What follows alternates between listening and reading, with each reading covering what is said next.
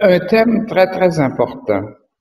Je pense qu'on est tous en recherche de vérité, sauf ceux qui proposent des vérités fausses. On en parle souvent aux États-Unis de c'est ainsi. Je pense qu'on est tous en recherche de vérité. On est tous en recherche de sens à la vie. Et comme on vit dans un monde chrétien, les premières réponses, naturellement, normalement, nous viennent de la Bible, de l'Ancien Testament, du Nouveau Testament. Ça devient à ce moment-là, si ça vient de Dieu, c'est important de bien écouter, de se conformer. Par contre, si ça vient pas de Dieu, grande liberté. Si on regarde ailleurs, si on regarde dans l'islam, pour les musulmans, l'ange Gabriel révèle à Mahomet la parole incréée d'Allah, ça devient le Coran. Donc, chaque parole du Coran vient directement de Dieu, c'est la vérité. Or, est-ce que l'Ancien Testament, est-ce que le Nouveau Testament, c'est la même chose? Donc, c'est la question de base. Dimanche dernier, je célébrais l'Eucharistie. Première lecture, venant de la Genèse, la création de la brave femme à partir d'une côte de l'homme. Moi, je sais que c'est faux, c'est pas historique, c'est jamais arrivé comme ça. Et dans l'assistance, vous aviez probablement 80% des gens qui savaient que c'était faux. Peut-être 10-20% de gens qui croyaient encore ça. Si je ne dis rien, pour les gens qui savent que c'est faux, je passe pour un imbécile, un ignorant. Puis pour ceux qui y croient, ils ont l'impression que vraiment, c'est la vérité partagée par tout le monde. Dans l'Évangile, c'était sur le divorce. Puis Jésus dit que celui qui renvoie son épouse est adultère et l'épouse qui renvoie son mari est adultère. J'ai eu la mauvaise surprise après la célébration d'avoir une brave dame qui est venue me trouver, très choquée. Elle s'était fait avoir 10 ans passés par un conjoint qui est parti. Et à ce moment-là, il aurait fallu que moi, je condamne le conjoint. Ma façon de poser le problème, ça avait été de dire, qu'est-ce que Jésus dirait? Qu'est-ce qu'il ferait? Puis quand on a fait un mauvais choix, je rappelais que je suis prêtre depuis 53 ans, j'ai fait plein de mariages.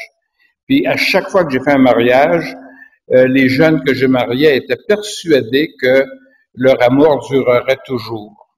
Puis évidemment, au bout de quelques années, ou une fois c'est arrivé, au bout d'un an et demi, c'est la catastrophe. Mais est-ce qu'on va à ce moment-là, est-ce que Jésus va imposer à ces gens-là qui ne s'aiment plus, dont les projets sont trop divergents, est-ce qu'il va leur imposer de vivre ensemble pendant 40 ans, 50 ans, sans s'aimer, et ainsi de suite? J'avais demandé, j'ai dit, qu'est-ce que Jésus dirait? Qu'est-ce que Jésus ferait? Et pour la brave dame qui est venue me voir, la réponse était là, on se sépare pas. Puis, comme prêtre, je suis pas capable d'imposer ça. Moi-même, je serais pas capable de vivre. Puis, je perçois toujours Jésus comme quelqu'un de compréhensif, pour qui l'Évangile est au service de l'homme et non pas l'homme esclave de l'Évangile. C'est un thème qui revient de temps en temps. Donc, ce qu'on va aborder ce soir, c'est important dans notre vie courante. Face à la pratique religieuse, face, par exemple, au divorce et ainsi de suite. Sur la feuille que vous avez entre les mains, premier thème, la conception, la vision ancienne de la révélation et de l'inspiration. L'inspiration, c'est Dieu qui inspire quelqu'un, un prophète. Le prophète devient un instrument qui écrit exactement ce que Dieu veut qu'il écrive, avec ses fautes de français, son style. Dieu ne modifie pas la syntaxe ou les fautes de français. Par contre, Dieu utilise l'auteur sacré comme un instrument. Ça donne la révélation. Puis la révélation, évidemment, c'est 50 ans passés, chaque phrase, chaque mot venait de Dieu et était fondamentalement vrai. Ce qui est arrivé en cours de route, c'est qu'on a trouvé, dans les fouilles archéologiques qu'on a faites En Mésopotamie, l'Irak d'aujourd'hui, on a trouvé quantité de tablettes sur lesquelles des gens avaient écrit, tablettes en terre cuite, sur lesquelles on a écrit. Jusqu'à maintenant, on a retrouvé plus d'1 million de tablettes. En 1875, on a réussi pour la première fois à traduire les bonnes traductions en 1935, et on s'est rendu compte qu'il y avait des textes bibliques. Je pense par exemple au récit du déluge, l'équivalent de la tour de Babel, Mathusalem, des emprunts directs faits à la Mésopotamie. Puis la question, est-ce que Dieu a inspiré les Mésopotamiens ou les gens de la Bible? Et au niveau des dates, les Mésopotamiens écrivent des centaines d'années avant les gens de la Bible. Donc l'emprunt n'a pas été fait de la Bible vers la Mésopotamie, mais bien de la Mésopotamie vers la Bible. Donc ce qu'on croyait dur comme fer il y a 50 ans, ça devient sujet de discussion. Puis quand j'étais au séminaire, il y a 55 ans, 55 ans, avec une petite phrase de Saint Paul ou de l'Évangile, on prouvait tout un chapitre. Puis actuellement, avec la même petite phrase, on se laisserait inspirer par la petite phrase, on essaierait de la situer dans son contexte 2000 ans passés, avec le vocabulaire, avec ce qui était vécu au sein de la population juive, sous la domination romaine, avec l'influence culturelle grecque, pour essayer de comprendre ce que ça peut vouloir dire. Donc, ce qui était coulé dans le ciment il y a 50 ans l'est beaucoup moins aujourd'hui. Avec une petite phrase, aujourd'hui, on prouve plus rien. Puis quand la dame est venue me voir après la messe, avec une petite phrase qu'elle avait même soulignée, j'étais pas capable de lui dire que couler dans le ciment, c'est la volonté inexorable du Seigneur et ça devait être vécu intégralement jusqu'à ce que mort s'en suive. Vous voyez qu'il y a un changement profond. Si on regarde, excusez le home, là, si on regarde le credo, quand on lit à la messe du dimanche le deuxième credo proposé à Nicée-Constantinople, c'est Istanbul, puis une petite ville au sud, Niclée, une des phrases, en parlant de l'Esprit Saint, il a parlé par les prophètes. Donc, dans la foi chrétienne, catholique, puis même ça déborde, je pense que toutes les sectes protestantes acceptent le même credo, Dieu a parlé par les prophètes. La question est de savoir qu'est-ce qu'il a dit, puis à quel moment il a parlé. Saint Paul dira à un certain moment, ils sont inexcusables ceux qui, après avoir vu la création et ses merveilles, ne découvrent pas le Créateur. L'exemple que je donne habituellement, j'arrive chez moi tantôt, après la conférence, sur la table de la cuisine, il y a une tarte aux pommes chaude, sans cannelle. Je ne regarderai pas au plafond voir s'il y a un trou pour permettre à la tarte de tomber du ciel. Je vais me demander qui m'aime assez pour m'avoir cuisiné et apporté. Fait que Saint Paul dit, à partir d'une tarte, à partir d'une fleur, à partir de toutes les beautés, ils sont inexcusables ceux qui ne se réfèrent pas au Créateur. Entre parenthèses, il m'est arrivé cet été une assiette de biscuits. J'ai jamais pu trouver qui me l'avait apporté. J'ai fait au moins 15 téléphones et j'ai pas trouvé. Je referme la parenthèse. Si on croit le mot à mot, ça donne une attitude, une démarche qu'on appelle aux États-Unis le créationnisme. Et vous avez au centre des États-Unis, dans ce qu'on appelle le Bible Belt, la ceinture biblique, vous avez une quarantaine de millions d'Américains qui croient que tout s'est passé exactement comme c'est décrit dans la Bible. Tout a été créé en 6 jours. Dieu se repose le 7e jour, et ainsi de suite. Et même, je pense que c'est dans l'État du Kansas, dans les écoles, le prof, quelles que soient ses croyances personnelles, est obligé d'enseigner le créationnisme, obligé de dénoncer Darwin. Et on est en 2018. Donc, on voit tout de suite que beaucoup, la presque totalité des chrétiens ont quitté l'approche traditionnelle, mais il y en a qui sont restés très fidèles. Maintenant, je distingue ce que j'appellerais la révélation naturelle d'une révélation venant davantage de Dieu. Et vous allez voir que le gros de la révélation ne vient pas de Dieu, vient de la nature, de notre lecture de la nature. Ça change plein de choses, vous allez voir. Il n'y a pas grand-chose, vous allez voir, des choses qui viendraient directement de Dieu, puis uniquement de Dieu. La presque totalité de ce que nous croyons, ça vient de nos observations, puis de notre gros bon sens. C'est important, ça, de le noter. Le Seigneur ne nous fait pas croire de force plein de choses. C'est notre gros bon sens qui découvre ces choses. L'outil de travail, c'est vrai pour les animaux et c'est vrai pour les humains, puis c'est vrai pour les animaux, c'est une sagesse, une logique. J'ai à la maison un petit chien, teckel, un petit chien saucisse. Le train passe, ça le dérange pas. Il n'y a aucun bruit qui le dérange. Je prends un raisin doucement. Lui, elle est couchée dans le salon. Elle dort profondément. Je prends un raisin doucement. Je le mange, la bouche fermée, puis elle arrive en vitesse. Il y a un effet, un bruit imperceptible. Elle sait qu'il y a une cause, puis elle veut un raisin. Ça s'appelle la sagesse. Ça s'appelle faire un lien entre l'effet et la cause. À partir d'un effet, la tarte aux pommes, à partir d'un raisin, chercher la cause. Puis, si l'humanité a progressé, si l'humanité, dès la préhistoire, a pu survivre, c'est parce que on a utilisé cette sagesse fondamentale. D'ailleurs, si j'ai mal à la tête, qu'est-ce que j'ai fait? Pourquoi j'ai mal à la tête? Si j'ai mal à l'estomac, qu'est-ce que j'ai mangé de trop? Et ainsi de suite. J'ai la grippe. Qu'est-ce que j'ai fait de pas correct pour avoir la grippe? Voyez-vous, il y a un effet, je cherche la cause.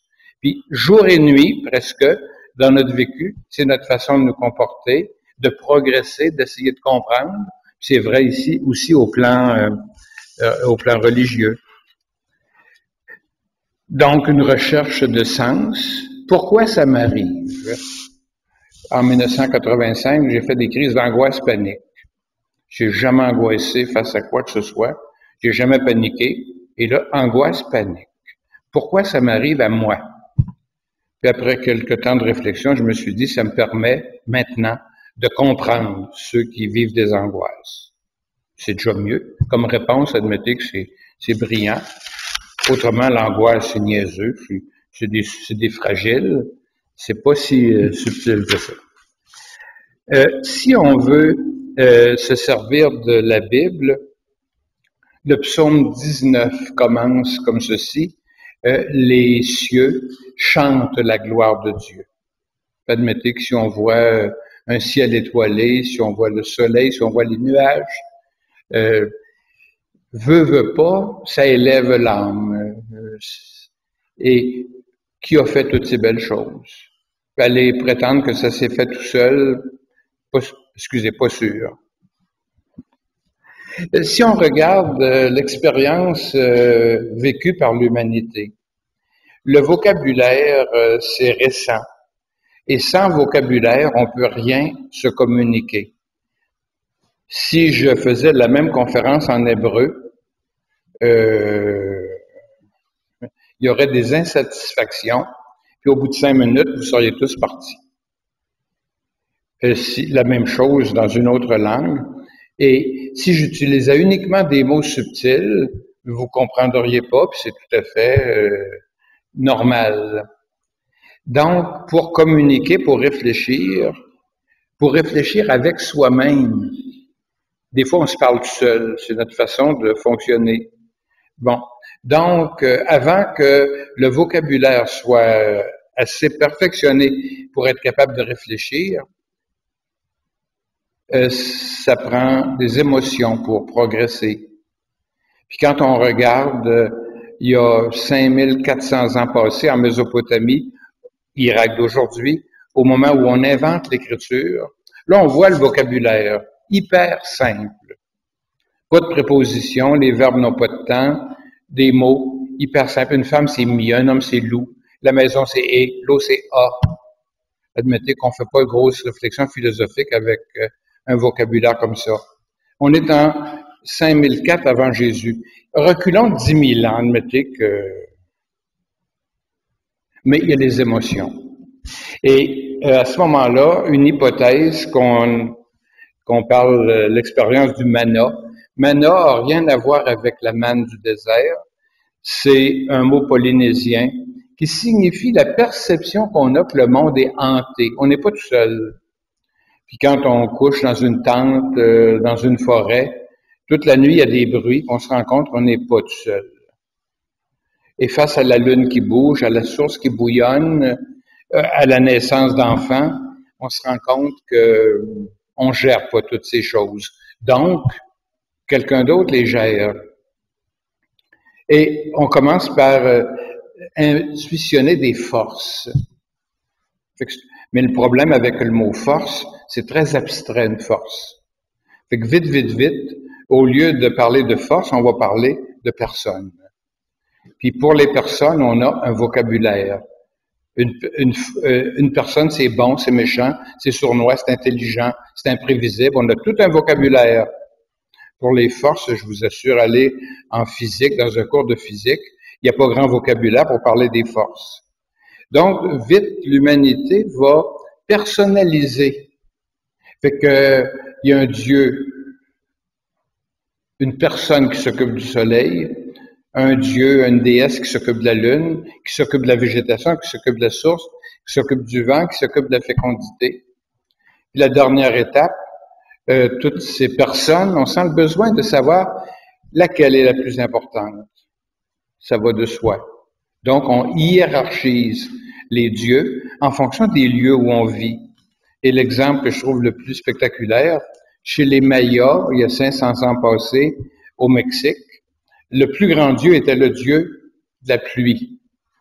On vivait du maïs, 75% de l'alimentation venait du maïs.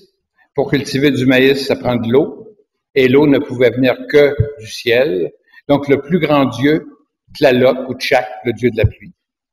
Admettez qu'au Québec, on ne proposerait pas comme grand dieu le dieu de la pluie. Donc, on voit tout de suite que la hiérarchisation des divinités va se faire à partir du vécu, à partir des lieux. Donc, le manna va permettre d'intuitionner qu'on n'est pas seul et que pour expliquer le monde, ça prend à un moment donné des personnes. Ça ne veut pas dire que ces personnes existent, mais c'est simplement une démarche faite par l'humanité. Ensuite, vous aurez en Mésopotamie, pays d'Abraham, l'Irak d'aujourd'hui, vous aurez une littérature, au moins 20% de la littérature mésopotamienne porte sur la prédiction de l'avenir à partir d'une logique de coïncidence. Si y a une fissure sur le seuil de la porte du palais, ça veut dire telle chose. Si j'ai sur le front une tache de naissance du côté gauche, ça veut dire une chose, et ainsi de suite. Et pendant 3000 ans, ça a été la façon d'essayer de comprendre le monde. Admettez que ça mène en nulle part. Un exemple, si un homme a le poil de sa poitrine tourné vers le haut, il deviendra esclave. Puis le problème, c'est que le roi a peut-être le poil tourné vers le haut. Puis vous avez peut-être un esclave pas de poil. Donc, de temps en temps, ça marche, de temps en temps, ça marche pas. Et la Mésopotamie a jamais été capable de se débarrasser de cette logique de coïncidence. C'est des centaines de milliers de présages qui ont été établis à partir du corps humain, des animaux qu'on sacrifie, la forme du foie, la couleur des poumons et ainsi de suite. Ça mène évidemment à rien. Puis les grandes explications, un dieu de la lune, un dieu du soleil, une déesse de l'amour et ainsi de suite. Ce qui n'explique pas grand-chose. Le changement majeur va se produire en Grèce. Vous avez vers les années 650 un philosophe, Thalès, qui vivait à Milet, donc ça devient Thalès de Milet. Thalès dira une chose qui va marquer complètement l'histoire de l'Occident, qui nous marque encore. Thalès dit, l'explication du monde faut la chercher dans le monde et non pas chez les dieux. Si j'ai mal à la gorge, c'est probablement un courant d'air, une bactérie, un virus. C'est surtout pas parce que les dieux, excusez, c'est involontaire, mais c'est sûrement pas parce que les dieux en veulent à ma gorge. Donc, c'est le début de la recherche scientifique. Trouver l'explication du monde dans le monde. Et vous aurez, à ce moment-là, ce qu'on appelait les philosophes pré-socratiques. Fait qu'au lieu de tout chercher dans le monde des dieux, il essaie de comprendre le monde. Ça va donner une méthode. Chercher dans le monde l'explication du monde. Et vous avez Anaximène, Anaxagore, Anaximandre, etc. Un dira, pour expliquer le monde, il faut regarder du côté de l'eau. Un autre dira au côté du vent, du côté de l'air, du côté du feu, du côté de l'être, du côté des nombres. C'est un début de recherche. Mais tout vouloir expliquer par les nombres ou par le feu, évidemment, c'est un brave essai. C'est mieux qu'en Mésopotamie. Et tout à coup, on retrouve Socrate. Et ce qui va émerveiller Socrate, c'est l'ordre. Puis l'ordre ne peut venir que de l'intelligence. Vous êtes parti de chez vous, vous avez laissé sur la table plein de choses en désordre. Ça arrive tout classé. Vous ne direz pas c'est le temps, j'étais parti 2 heures, donc ça s'est classé tout seul. Vous ne direz pas c'est le chat. Vous allez tout de suite demander qui a classé. Donc pour Socrate, l'ordre dans le monde, c'est le signe, c'est la piste qui mène à une intelligence capable d'ordonner. Platon va aller exactement dans la même ligne. Et pour Platon, il y a un monde idéal, parfait. Ce monde idéal a été malheureusement, maladroitement copié par un Dieu fabricant. Puis ça a donné le monde dans lequel on est, qui n'est pas parfait. Au point de départ, il y avait un monde parfait. Il y avait un intervenant. Le coup de barre magistral va être donné par Aristote. Puis pourquoi j'en viens à tous ces personnages? C'est que tout ce qu'Aristote a été dit par les prophètes de la Bible.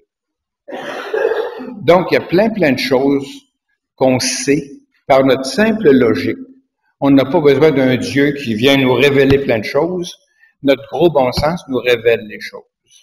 C'est pourquoi j'ai mis ça, révélation naturelle. Et vous allez voir qu'il n'y a pas grand-chose pour lesquelles on a besoin absolument de Dieu pour savoir la vérité. Aristote, qui est un biologiste, c'est le père de la biologie, c'est l'homme aussi qui réfléchit. Et pour être capable de réfléchir, il est obligé de s'inventer des mots. C'est ce qu'on fait dans la plupart des sciences actuelles. On découvre des choses nouvelles, il faut donner des noms, on n'a pas le choix. Donc Aristote va inventer des mots, puis proposer ce qu'on appelle la métaphysique. C'est en philosophie la section peut-être la plus subtile, la plus compliquée, puis la plus simple. Puis on va essayer de suivre un peu le cheminement d'Aristote.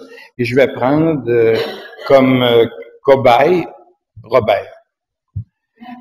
Robert, 58 ans, 162 livres, masculin, 5 pieds, 6 pouces.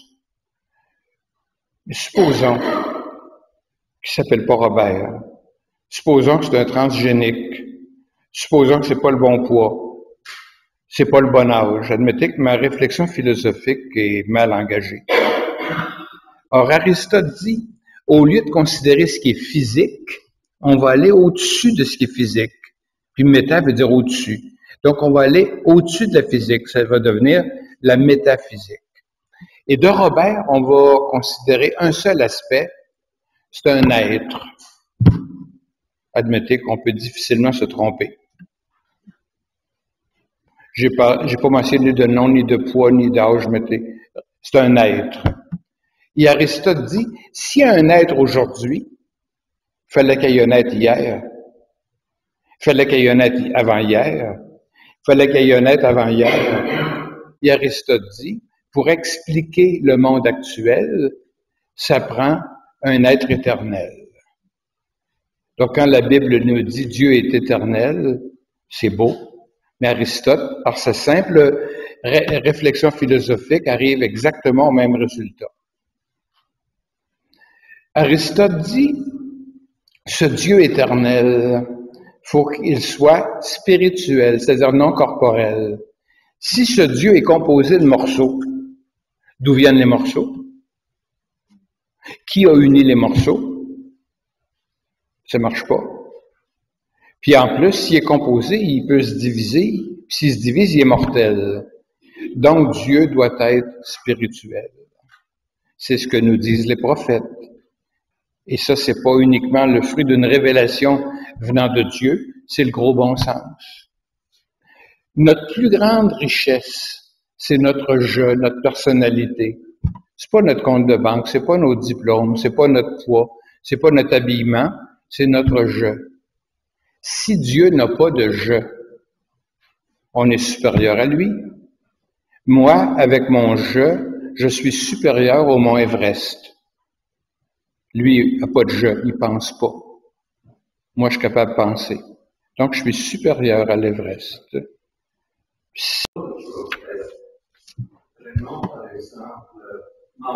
Oui. Il a dit que l'archange Gabriel lui a Oui. appelé, etc. Si on prend M. Joseph Smith, Oui. lui, il a dit qu'un ange du ciel lui a L'ange Moroni. un livre d'or. Oui. Il a transcrit ou fait transcrire. Si on lit au prophète de la Bible, là,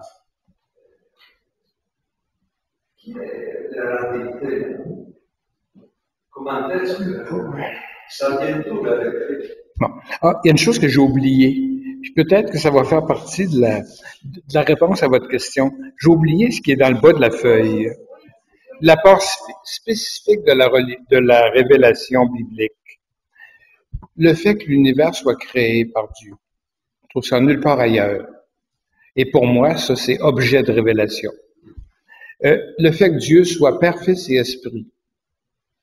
Puis Jean-Paul Sartre, un athée français génial, c'est le seul, vu par moi, qui montre ce qui arrive dans un monde où Dieu n'existe pas.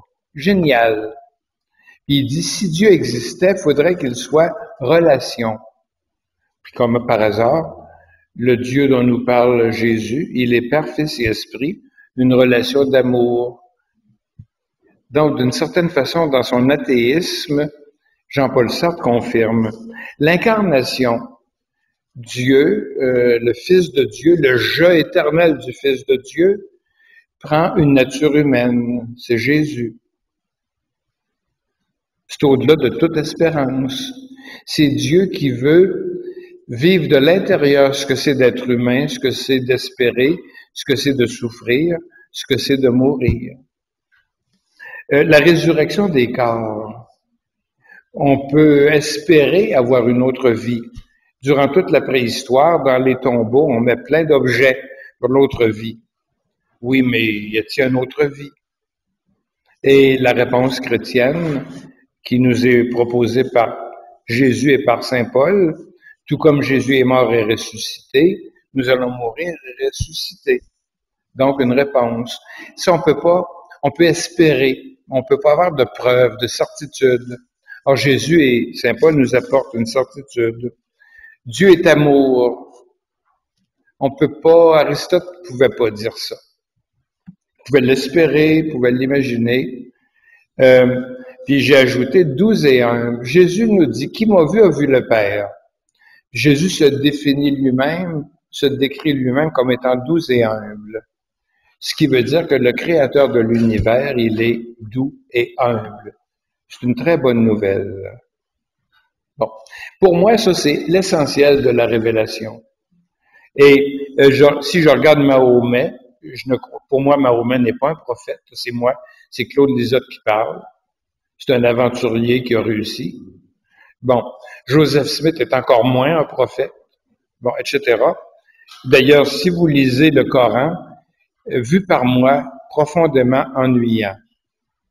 Vous essayerez. Puis si vous trouvez ça passionnant, vous me le direz. Je vous donnerai un beau 2 $. Joseph Smith, le livre de Mormon, encore plus ennuyant. Puis, comme dit monsieur, l'ange Moroni indique à Joseph Smith, dont la spécialité, dont le métier, c'était de trouver des trésors. Trésors des sépultures amérindiennes où on avait mis des choses pas tellement de valeur. Il donnait des cours sur la façon de trouver des trésors. Et un jour, l'ange Moroni lui indique où se trouvaient des tablettes d'or ayant appartenu au peuple des Néphites, des Jaradites, des Lamanites. Bon. Ces peuples n'ont jamais existé. Là, on lui a demandé, oui, mais en quelle langue c'est écrit? En égyptien réformé, langue qui n'a jamais existé. Et pour traduire, il prenait dans les mains 2 pierres, l'Oumim et le Toumim, et là, ça lui permettait de traduire. Puis il y avait derrière un drap quelqu'un qui écrivait la traduction. Bon, il est arrivé un malheur. À un moment donné, quelqu'un a volé la section, a volé les documents qui avaient été traduits. Et là, il fallait recommencer. Puis voyez un peu l'embêtement. Si tout ça est de la foutaise, il peut pas, de mémoire, réécrire mot à mot ce qui déjà a été écrit. Puis vu par moi, il n'y avait aucune tablette en or. Il inventait tout à mesure. Donc là, pour la section qui avait été volée, il a fait un résumé, ce qui est très habile. Un résumé, même si la personne qui avait volé la première version la compare avec la deuxième, c'est un résumé, même si ça ne se ressemble pas, ça prouve rien. On lui a demandé de montrer les tablettes, il ne pouvait pas le droit. On lui a demandé de montrer les signes d'écriture. Puis là, il en a mis quelques-uns sur une feuille. Vous avez de tout, ça ne correspond à aucun système d'écriture ayant existé où que ce soit. Donc, ça commence mal. Donc, pour moi, c'est pas des prophètes. Point. En effet, c'est la femme de celui qui est privé qui s'est fâchée en moment. Ah, ça, je me rappelle pas ou je savais pas, là. Marie est au-delà du drap. Oui, ok. Ouais. La femme qui est maintenant dans ces parties, si tu ne nous montres pas le livre, on arrête tout.